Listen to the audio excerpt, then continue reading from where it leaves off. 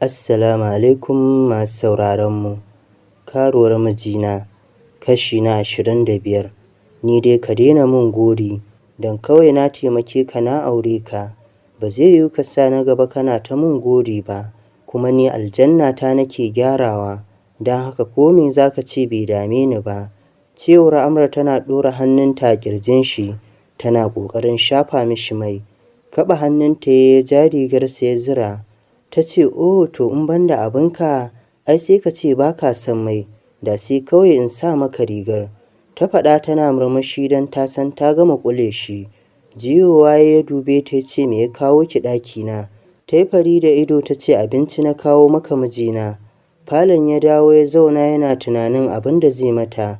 Zuwa ta yi ita ma ta zauna kan kujerar da yake a kai. Ta kai hannunta kan cinyarsa za ta yi magana. Ai kamar ta jona masa garwashi a zabure ya miƙe.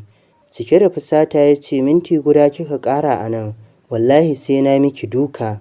Maza ki fice min a nan." Yana nuna mata hanya. Ba musu Amra ta miƙe ta nufi hanyar fita. Bin bayan ta yi da kallo yadda mazaunanta ke jujjuyawa. Sosai ta ɗauki hankalin shi da hakan. "Au haka za ki fita, ina hijabinki?" Cewar ya Ahmad ba tare da ya san ya yi magana ba. Juyowa Amra ta ce, "Ban zo da shi ba ai." Ta ba shi amsa, "Saboda ba ki da hankali za ki fita haka ko?" Cewar ya Ahmad a fusace. Shagwaɓa fuska ta ce, "To ai yaya gunka na zo." Ya ce, "Sauran mazan da ke gidan makafi ne, su ba za su ganki ba?" Ta ce, "To ka yi haƙuri." Amra ta faɗa ranta fal murnar ganin yana kishinta. "Hijabin yana ina?" Ya Ahmad ya tambaye ta. Ta ce, "Cikin wardrobe ɗina." Tsaki ya fice daga ɗakin, ya je ya ɗauko mata hijabin ya zo ya miƙa mata. Ta sa sannan ya ce, "Duk ran da kika kuma fitowa a haka, sai na hukunta ki." Ficewa ta yi a ɗakin cike da farin cikin ganin yadda yake ƙoƙarin kare mata mutunci. Kwafaye ya koma ciki. Tsintar kan shi da zuwa danin ɗin ya duba mai ta kawo mishi. Zama ya fara cin abincin. Ganin abincin ya sa ya ji yunwa na damun shi. Bayan ya gama cin abincin ya koma bedroom ɗinsa. Ko da ya je kasa komawa bacci ya yi, saboda koya ya rintsa idanunsa. Yadda mazaunanta ke jujjuyawa yake gani. Ji yake tsikar jikin shi na tashi. Koya ya tuno hakan.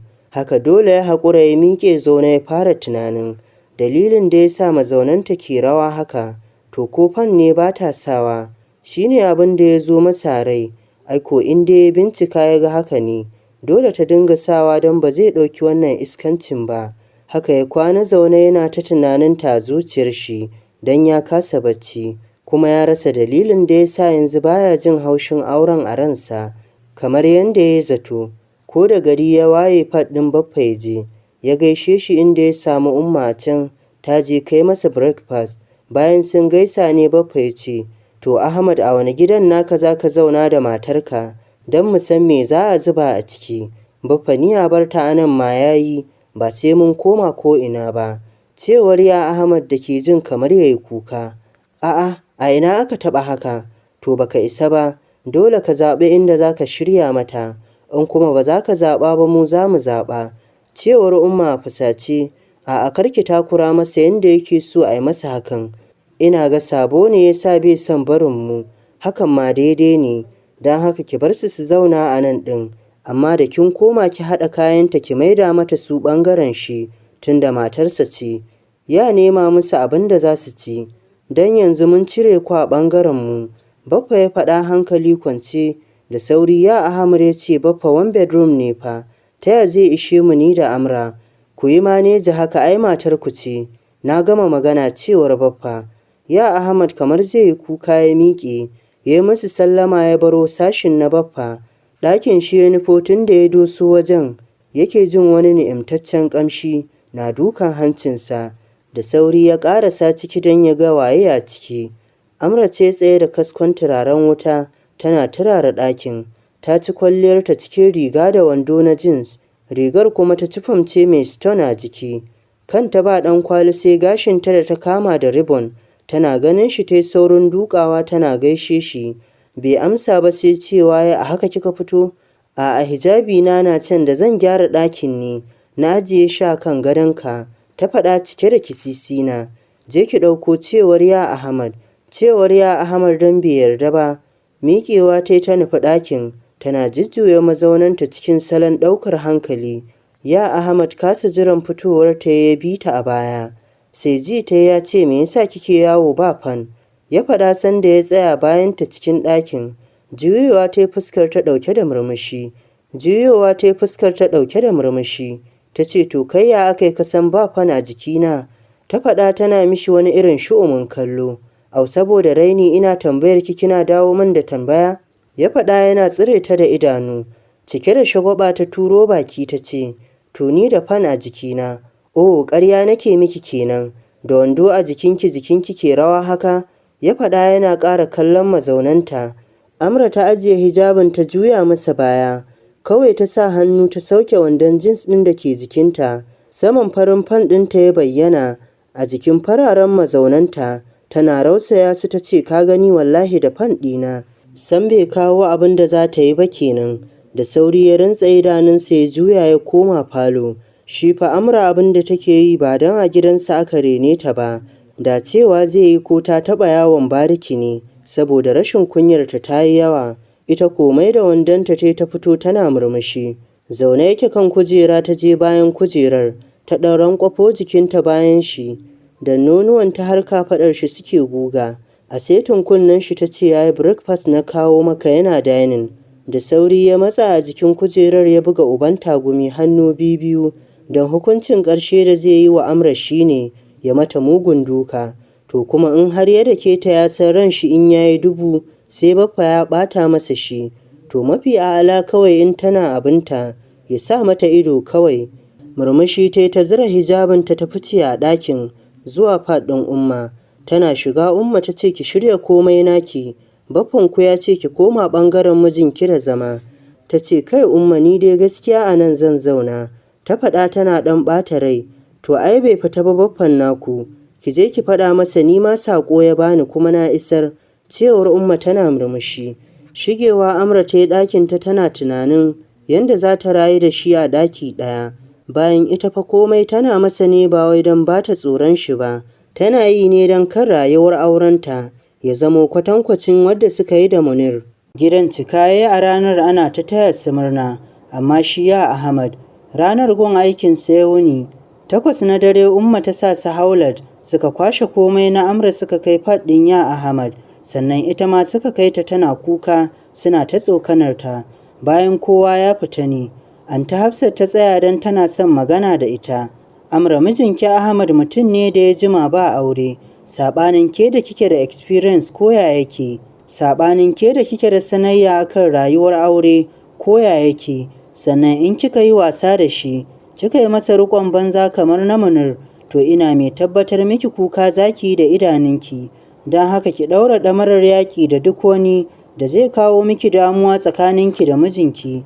Cikin sanyin jiki Amra ta ce Anta Hafsa, ina ƙoƙarin yi masa amma wallahi da tsiya muke ƙarewa. San bai so na shi yasa yake fusata a duk wani abu da zan yi masa. Ta faɗa hawaye na sauka a idanunta. Ya Ahmad na son ki Amra. Wallahi da kunne na ji yana faɗa wa abokinsa kama a kai shi prison. Kawai dai tunanin da nake, haushi da kishin kin yi aure ne yasa ya rikide haka. Amma a sannu in dai kin jure za ki shawo kan abinki. Cewar Anta Hafsa tana rarrashinta. Nan dai ta yi wa Amra bitar wasu sabbin salon kamun ta mata sallama ta tafi. Bayan fitar Anta Hafsa, Amra miƙewa ta gyara gurin, sannan ta shiga wanka. Ta jima tana dirza jikinta sannan ta fito, ta zo ta shirya kanta a wata rigar bacci mai matuƙar kyau iya cinya, mai haɗe da dogon wando ce amma bata sa wandon ba ta sa fan. Falo ta dawo ta kwanciyar ta kan doguwar kujera, ta kunna TV tana kallo.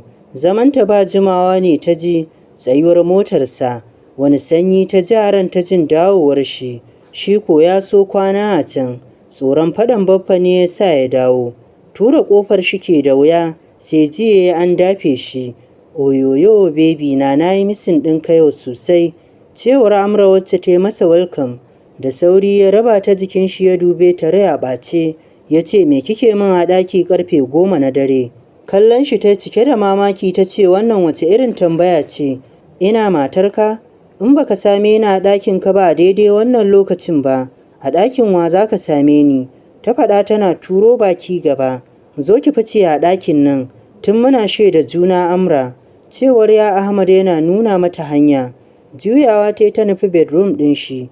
Da sauri ya sa hannu ya janyo ta ya ce, fita na ce ki ba shiga ba. Ta ce ai na ji kuma na fahimta.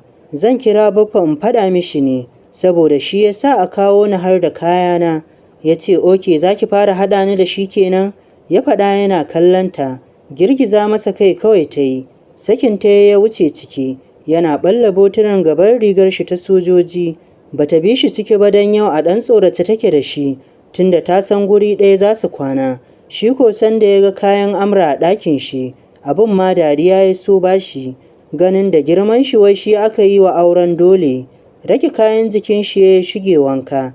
Ya jima sannan ya fito, ya sa kayan baccin shi ya faɗa kan gado. Ko ta bin kan Amra ma bai yi ba. Ita ko jin shirin ya yi yawa ne, ya sa ta miƙe ta shiga ciki. Samun shi ta kwance kan gadon shi ya ja bargo, yana latsa wayar shi. Kau da tsoro ta haye gadon, tana janye bargon jikin shi ta ce, kuma ka fito ai sai ka leƙo ka kira ni in zo mu kwanta ko? Ta faɗa tana shigewa jikin shi. Ture ta sake shigewa, ya sake ture ta ƙanƙame shi. Ta ƙi yarda ya raba ta jikin shi. Gani ya idan ya sa mata ƙarfi zai iya ji mata ciwo. Dole ya haƙura ya bar ta, da nufin in ta yi bacci zai raba ta da jikin shi. Amra ko jin ya bar ta ne, ya sa ta ɗora kanta a ƙirjin shi. Ta sa hannunta kan fuskar shi tana wasa da gashin bakinsa har bacci ya ɗauke ta. Ya Ahmad kunna hasken ɗakin yana ƙarewa fuskar ta kallo. Yadda ta yi luba jikin shi tana bacci, sosai abin ya ji ya tsaya masa a rai. Hannu ya sa ya gyara mata gashin kanta, tare da gyara mata kwanciyar, ta yadda za ta ji daɗin baccin. Ya shagaltu da kallonta shi ma bacci ya yi awon gaba da shi. Ko da gari ya waye ya riga ta tashi, don haka ɗaga ta yi, da nufin sauke ta a jikin shi. Yau ma an kuma, domin nonuwanta gaba ɗaya a waje suke, sosai suka ɗauki hankalin shi. Bin su yake da kallo yana yaba tsarinsu. Kwantar da ita ya kan filan da ya tashi, hannu ya sa yana gyara mata rigar, da nufin rufe mata nonuwan cike da taka tsantsan, don bai son hannun shi ya taɓa nonon. Amra kuwa tun lokacin da ya ɗaga ta ta farka, ka sake ta tana jiran ta ji me zai yi. Jin ya kai hannun nashi ne ya sa ta yi wata irin miƙa, ta gantsaro nonuwan gaba ɗaya, wanda ya Ahmad bai aune ba, sai ganin nonuwan ya a tafukan hannayensa. Kasa ɗauke hannunsa saboda laushinsu. Buɗe ido Amra tana kallon shi, ƙara gantsarewa tare da cewa, yaya abin da ka koma yi kenan kuma? Gaskiya ni da ka faki idona ka taɓa min nono ai gara ka ce in baka ka taɓa, ni ko sha ma ka ce za ka yi, ba zan hana ka ba. Ta faɗa tana ɗan kashe masa ido da kuma murya. Da sauri ya cire hannun shi a kai, ya ma rasa me zai ce da ita. Kawai tsintar kan shi da cewa ya haƙuri, ya faɗa tare da juya baya. Durowa ta yi gadon, ba tare da ta mai da nonon cikin rigarta ba, ta zo ta bayan shi ta manna masa su. Limshe ido ya tare da sauke wata ajiyar zuciya da bai shirya yin ta ba sakamakon ba riga a jikin shi. Ga taushin nonuwanta yana jin sa fatar shi. Hannunta ta zagayo da shi kan gajeren wandonsa, tana faɗin yaya ba zancen ka bani haƙuri ba ne, yanzu kai in na taɓa maka hajiya babbar ka ya za ka ji? Ta faɗa tana shafo wandon, wacce tuni ta fara tauri.